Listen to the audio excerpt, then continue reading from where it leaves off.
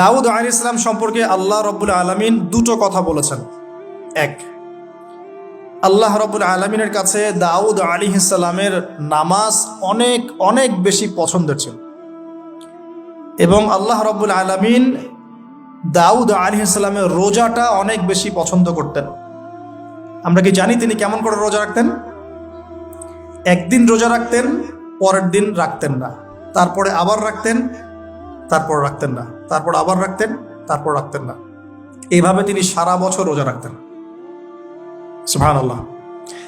এবং রাতের বেলা এত চমৎকার করে জাবুর তেলাওয়াত করতেন আর নামাজে দাঁড়িয়ে থাকতেন, তার এই জাবুরের তেলাওয়াত শুনতে পাখি, অনেক তাফসিরে আসছে পাখি, মাছ, অন্য প্রাণী তারা এসে চুপ করে বসে তার তেলাওয়াত শুনতো। এগুলো কোনো গাল গল্প নয়। বিশ্বাস করেন আল্লাহ পাকের এই পৃথিবীতে যত মাখলুক আছে সবাই আল্লাহর ইবাদত করে, সবাই। আল্লাহ পাক তো আমার নামাজের মুখাপেক্ষী নন। আসমান নামাজ পড়ছে, জমিন নামাজ পড়ছে, চন্দ্র সূর্য নামাজ পড়ছে, পাহাড় পর্বত নামাজ পড়ছে। একজন সুফি পীর সাহেবের সাথে সাক্ষাৎ হয়েছিল, তিনি বলেছেন যে আমাদের বডির মধ্যে যে কীট পতঙ্গগুলো থাকে সেগুলো তাসবিহ পাঠ করে। আল্লাহ পাক তো আমার নামাজের মুখাপেক্ষী নন। তো এখান থেকে এক্সট্রা অর্ডিনারি মুসলিম হতে হলে, আহসান হতে হলে আমাদেরকে নামাজ ঠিক করতে হবে। আল্লাহ পাক আমাদের সবাইকে দাউদ আলাইহিস সালামের মতো সুন্দর করে নামাজ পড়ার তৌফিক দান করুন। আর দাউদ আলাইহিস সালামের এই সুন্নতের উপর আমল কে করেছেন সবচেয়ে বেশি? আমাদের নবী মুহাম্মদ সাল্লাল্লাহু আলাইহি ওয়াসাল্লাম। অ্যাটলিস্ট আমরা তার উম্মত, তার মতো করে নামাজটা তো পড়তে শিখব। বিশ্বাস করেন এখন ম্যাক্সিমাম মসজিদ, আমি এখানকার অবস্থা জানি না, আমি আমার লোকালিটির কথা বলছি, ম্যাক্সিমাম মসজিদ বাইতুল্লাহ থেকে এখন বাইতুল নাস হয়ে গেছে। বুঝতে পারেননি? বাইতুল্লাহ মানে আল্লাহর ঘর, যেখানে আল্লাহর বিধান চলবে, আল্লাহর মতো, আল্লাহ যেভাবে সন্তুষ্ট হন সেই নামাজ চলবে। এখন চলছে বাইতুল নাস, মানুষের সন্তুষ্টির নামাজ, মানুষের সন্তুষ্টির নামাজ। মসজিদ কমিটির, অনেক মসজিদ কমিটির সভাপতি সব সুদখোর, ঘুষখোর, দুর্নীতিবাজ ভর্তি। ইমাম সাহেব কিছু বলতেও পারে না, বেচারা কি বলবে? বললেই তো চাকরি শেষ। একদিন এক ইমাম সাহেবের সাথে গল্প হচ্ছিল, তিনি বলছেন যে আমি ভাই প্রথম দিন খুতবা দিয়েছি সুদের উপরে, প্রথম দিন খুতবা দিয়েছি সুদের উপরে, তারপরে আমাকে সুন্দর করে রিমান্ডে নিয়ে নিল আর কি কমিটি, তারপরে তওবার উপরে আমি আলোচনা করেছি, তওবার উপরে আলোচনা। এগুলো কিন্তু বাস্তবতা। বাইতুল নাস হয়ে গেছে মসজিদগুলো এখন। নামাজের কোনো আধ্যাত্মিকতাই পাচ্ছেন না আপনি, মারেফতি নাই। এই যে আমরা দাঁড়িয়ে বলি আউযু বিল্লাহি মিনাশ শাইতানির রাজিম মিন নাফখিহি ওয়া নাফসিহি ওয়া হামজিহি, কত পার্সেন্ট মানুষের অর্থ জানে? আমরা বলি বিসমিল্লাহির রহমানির রহিম, এই বিসমিল্লাহির রহমানির রহিম মানে বিসমিল্লাহ, খালি এতটুকু সিনটা শোনা যায়, বাকি আর কিছু শোনা যায় না।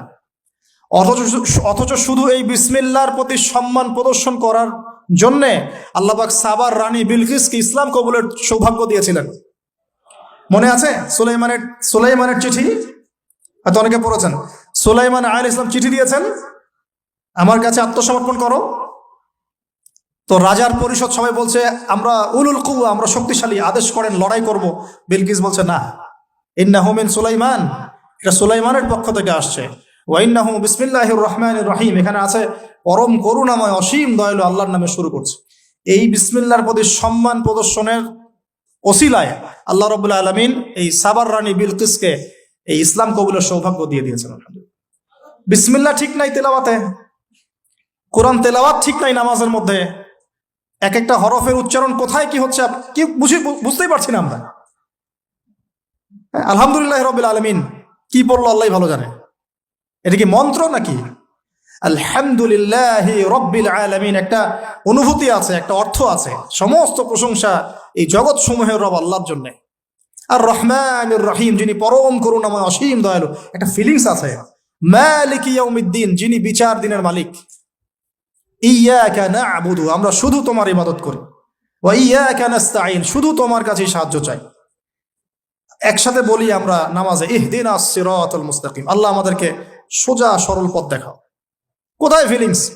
সিরাতাল্লাযীনা আন'আমতা আলাইহিম, এই যে এক্সট্রাঅর্ডিনারি মানুষদের পথ দেখাও আমাদেরকে, যাদের প্রতি আপনি অনুগ্রহ করেছেন। গায়রিল মাগদুবি আলাইহিম, ওই মাগদুবদের পথ চাই না আল্লাহ। কোন মাগদুব? ইহুদি জাতি। ওয়ালা দল্লিন, এবং দল্লিনদের পথ আল্লাহ চাই না। দল্লিন কারা? নাসারা। এখন দেখেন তো সারা ওয়ার্ল্ডের প্রত্যেকটা ডিপার্টমেন্ট কাদের? ইহুদি নাসারা, ইহুদি নাসারা, ইহুদি নাসারা, ইনক্লুডিং আমাদের বাথরুমের টয়লেটস, মানে বাথরুমের কমোড। আপনার আমাদের বাথরুম থেকে নিয়ে গ্লোবাল সিস্টেম কোনটা ওদের বাইরে আছে বলেন? হ্যাঁ, ওদের ভালো জিনিস নেওয়া যাবে না এমনটা নয়, কিন্তু এমন নীতি আদর্শ নেওয়া যাবে না যেটা ইসলামের সাথে কনফ্লিক্ট হয়। কনফ্লিক্ট কি ইকোনমিক সেকশনে হচ্ছে না? রিবা কেন্দ্রিক ইকোনমিক সিস্টেম কি ইসলামিক? আল্লাহ সুবহানাহু ওয়া তাআলার ল বহির্ভূত পলিটিক্যাল সিস্টেম কি ইসলামিক? এটা নিজেই নিজেকে প্রশ্ন করি না, অ্যান্সার আপনি খুঁজে আপনার কবরে আপনি যান, কেউ কারোর সাথে লড়াই করছি না। এখন দেখুন, এই যে সূরা ফাতিহা অর্থ বুঝলাম না, একটা সূরা পড়ে গেলাম কুল হুয়াল্লাহু আহাদ। কি কুল হুয়াল্লাহু আহাদ মানে কি? এটা উচ্চারণই বা কেমন করে করতে হয়? কুল, বলুন, হুয়াল্লাহু আহাদ, তিনি আল্লাহ এক। এই যে কুল হুয়াল্লাহু আহাদ অনেকেই বলতে পারে না। কুল হুয়াল্লাহু আহাদ এটা কি সব একসাথে মিলে একটা শব্দ? এখানে প্রস্রাব করিবেন না, কমা, নাকি করিলে জরিমানা হইবে, তো কমাটা চেঞ্জ করে দেন। এখানে প্রস্রাব করিবেন, না করিলে জরিমানা। তাহলে আমরা তো কোরআনকে এরকম বানিয়ে ফেলছি এখন। কুল আল্লাহু আহাদ মানে কি? আমি এগুলো নিয়ে বললে অনেক সময় চলে যাবে, আপনাকে হাতে সময় আছে? আচ্ছা, তো দেখেন, আমি নামাজ নাই ভাই, মসজিদে অ্যাপ্রোপ্রিয়েট নামাজ নাই। সব মসজিদের কথা বলছি না, ইল্লা মাশাআল্লাহ। অনেক মসজিদ এখন বাইতুন নাস হয়ে গেছে, মানুষের বাইত, আল্লাহর ঘর নাই, সূরা ঠিক নাই। এরপরে রুকু, এই যে রুকু করলাম, রুকুতে